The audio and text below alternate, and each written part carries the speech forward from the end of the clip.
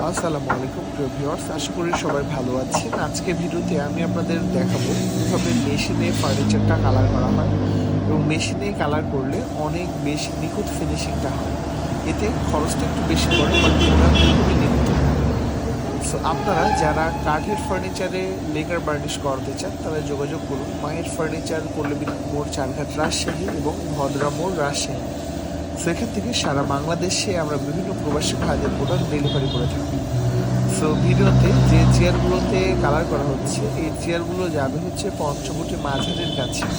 So এটা খুব নিখুঁতভাবে ঘষে নেওয়ার পরে ক্লিয়ার সিলার দিয়ে একটি কোট দেওয়া হচ্ছে। সো এটা ক্লিয়ার সিলার দিয়ে কোট দেওয়ার পরে এটার যে যে কালারটা পছন্দ করে সেই কালার সহ বিভিন্ন ধরনের কালার করা হয় এবং সর্বশেষ যেটা করা হয় সেটা হচ্ছে হার্ডের এবং টপ কোট দিয়ে ফিনিশিং দেওয়া হয়।